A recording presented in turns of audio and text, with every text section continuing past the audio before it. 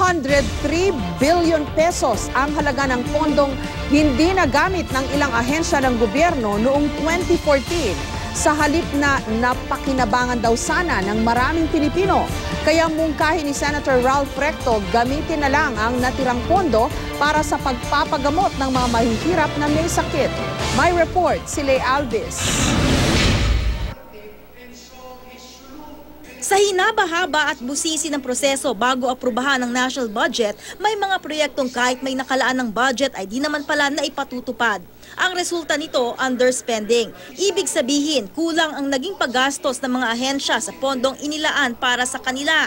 Para sa taong 2014, umabot ang government underspending sa 303 billion pesos. Halagang napakinabangan sana ng maraming Pilipino. Kaya ang mungkahi ni Senator Ralph Recto, ilaan na lang ang dinagastos na pondo para sa pagpapagamot ng mga mahihirap nating kababayang may sakit. Napakarami mga pasyente, mga may sakit, pupunta sa mga politiko na nangangailangan, both in the local government and in the national government. So, to cure the underspending, so to speak, napakadaling gastusin yan kung ibibigay natin sa mga ospital. Malaking tulong yan sa mga pamilyang Pilipino, lalo sa mga mahihirap. Ayon sa Department of Budget and Management, kabilang ang DOTC, DepEd, DPWH, DOH at DSWD sa mga kailangang magtaas ng kanilang paggastos o disbursement. Naglaan na ang DBM ng 30.9 billion pesos para sa mga ahensyang ito. Bahagi ng pera ay para sa pagkuha ng mga karagdagang miyembro ng kanilang mga Bids and Awards Committee para mapabilis ang bidding at implementasyon ng mga proyekto, lalo na ang infrastructure projects. Ayon naman sa Malacanang, may direktiba na si Pangulong Aquino sa mga ahensya ng gobyernong tiyaking magagastos ang nakalaang pondo para sa nakatakdang gamit ng mga ito. Umaasa raw ang palasyo na tataas ang government spending sa nalalabing bahagi ng taon.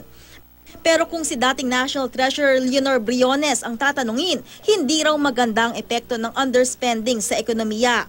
Isang rason yan, of course, is the inefficiency of government systems. Sa takot sa graft and corruption, talagang istrikto, etc.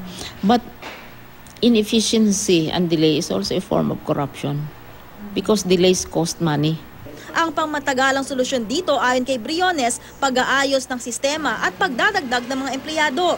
Halimbawa na lang daw ang pagdadagdag ng mga doktor at iba pang medical professionals sa mga ospital. Sasabihin mong ilipat sa health, you have to make sure na may kaukulang trained personnel.